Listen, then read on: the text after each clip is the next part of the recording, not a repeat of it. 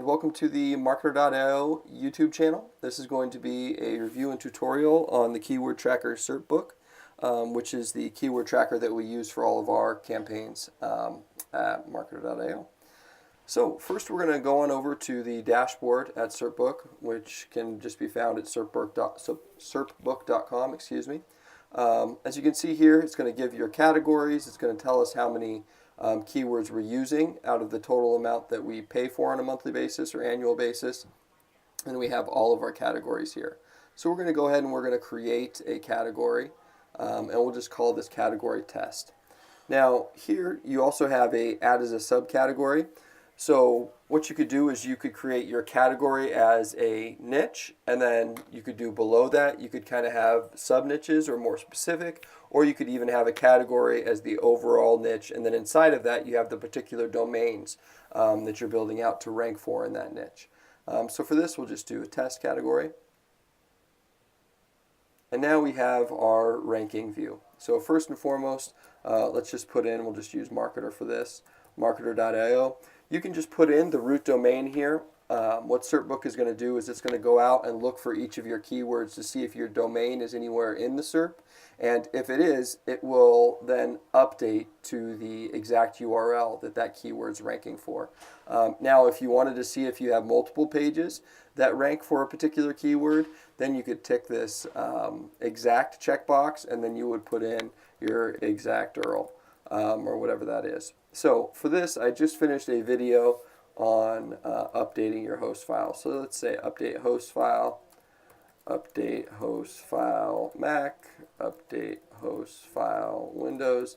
Now these obviously aren't buying terms, but I think it's something useful for internet marketers to know how to do in order to test like website migration and that stuff. So those will be the three that we'll do. As you can see here, it gives you a bunch of suggestions that you can put in as well.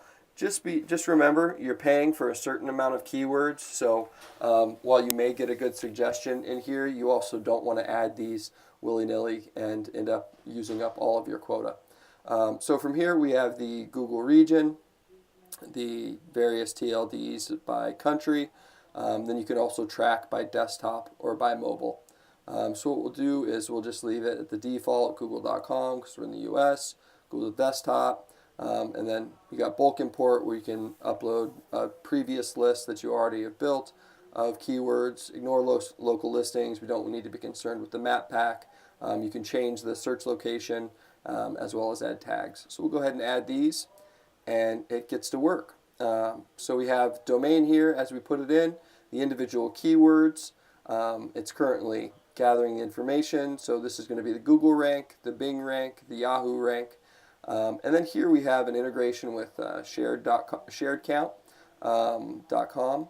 This is going to give you the amount of social signals that have been posted for the individual URL that it finds.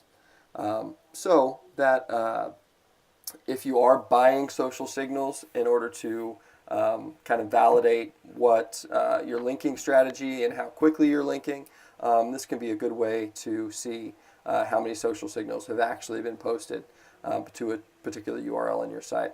So if we click on here, we can see the actual ranking chart. Now there's obviously no data in here right now. I'll show you another one that has some actual data in it.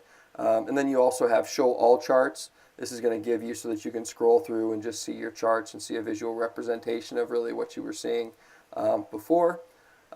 You also have notes here. What notes are good for? Now these are category-wide notes. Notes allow you to put in either events, whether you did a press release, did a linking campaign, dropped some PBN links. If there was a major algorithm update that affected things, you can drop a note in here so that as you go back and you look at your rankings, you can see, oh, this is why my rankings were affected because the Fred update rolled out or something along those lines. So now we'll go over to actual, I've said before we do local PPL for solar sites. So these are some of our solar sites. As you can see, you have keywords up. This gives you your lifetime change. The ones in the top 3, top 10, top 20, etc. So here, again, we can see the first column's the domain, the keyword, then we can see the current ranking in Google, Bing, Yahoo, amount of social signals. Then it gives you your change day over day. So 1 day, 7 days, 30 days, etc. So if we wanted to see a particular one, we can click on the chart. That chart's going to go ahead and pull up this graph, and then you can see how your rankings have gone over an allotted period of time. Now, what we do want to draw attention to is that this is defaulted to a 30-day period. So down here, if you're ever like, man, I feel like I put this keyword in a long time ago, why don't I have all this data? Well, you can go down and you can do 90 days, 180 days, all time. So then it'll give you more information. And if you want, from here, if you wanted to see, okay, let's look right here, I want to see what this bump is all about, you just highlight the area and it'll actually zoom in for you so you can get a better idea of how things happened, which is a really nice feature. Also, another thing to consider when you are adding in your keywords, let's hide the charts. This exact add keyword, this exact button right here is great for when you have YouTube videos. So this track YouTube videos, that's actually going to track the youtube.com domain searches. So not the Google search engine searches, but the YouTube searches. But if you want to see if you have any YouTube results in the Google SERP, you can go back here, put in our YouTube video, hit exact, and then what this does is it tells it, I want this actual video, not just looking at the domain. Because if I don't do this, it's going to find any video on youtube.com that are in the SERP for this, not necessarily my video, and give me results for that. So it's going to find any video that's in the SERP on youtube.com, not necessarily mine, and give me the keyword ranking for that. So we want to make sure that if we're going to track YouTube videos, that we click exact. So now we have reporting. Reporting is super straightforward in this. We can go to the reports and we'll see these are all the reports that we have planned out. Gives us our category, who we're sending it to, the frequency, last delivery date, next delivery date, and format. When you're scheduling, when you're setting up a new report, all you're going to do is click on the Add Reports button. That's going to give you the who you want to send it to. You can do a comma delimited list, so you can send it to multiple people, so you can send it to yourself and a client. Any categories, this is a multi-select. The frequency, and you can do two frequencies. You can do a 1 to 2 day, every 1 day, every 2 days, every 3 days. And then you can also do always send it on the first of the month, and then if you want it as a PDF or a CSV. So super easy to use. Also has the capability at certain subscription levels to white label out the reporting, put in your logo, send it from your domain. Also makes you look a little more legit when you're sending stuff to clients. So that's using Serpbook. If you aren't using a keyword tracker, I would highly recommend you use one.